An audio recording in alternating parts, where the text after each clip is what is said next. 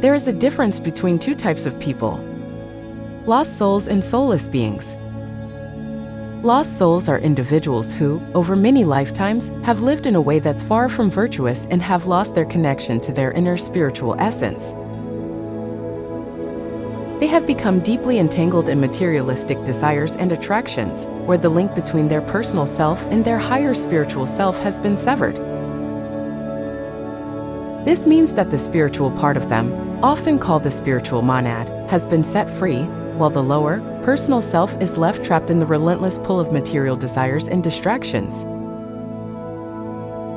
Essentially, lost souls have become disconnected from their spiritual nature. On the other hand, soulless beings or soulless men are still complete human beings with 7 aspects to their nature. However, their higher spiritual aspect, often called the spiritual soul, is either very weak or only occasionally active. This is why they are called soulless. Not because they lack a soul entirely, but because the spiritual part of their being is not consistently active. You can easily spot soulless men among us. They are the ones who seem to be completely absorbed in their personal desires, petty ambitions, and selfish ego, with only occasional moments when their higher spiritual nature shines through. In other words, they are not fully in touch with their spiritual side due to their lack of interest and connection to it. If a person over many lifetimes keeps getting drawn into materialistic desires and personal pleasures and doesn't pay much attention to their inner spiritual side, they might end up in a bad situation. Their selfish habits and unspiritual way of life could lead to them losing touch with their own soul. Here's how it happens.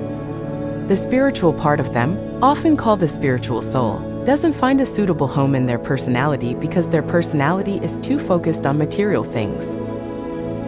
Their spiritual connection gets cut off and they become lost souls. Now here's the important part. To avoid this fate, it's crucial to cultivate your spiritual nature. You can do this by aspiring to be more spiritual, yearning for it, and living in a way that aligns with your inner spiritual guidance. Try to have moments of inner reflection and growth every day. This daily practice can help you become more in tune with your spiritual side and prevent you from losing touch with your soul. Even if someone has become a lost soul with a broken connection between their inner spiritual self, the God within, and their personality, there's still hope for them to reunite, especially if they haven't drifted too far apart. All it takes is one strong spiritual thought or yearning to bring back the different parts of their being. This reunion can happen and last, but it requires the person to connect their higher and lower aspects continuously.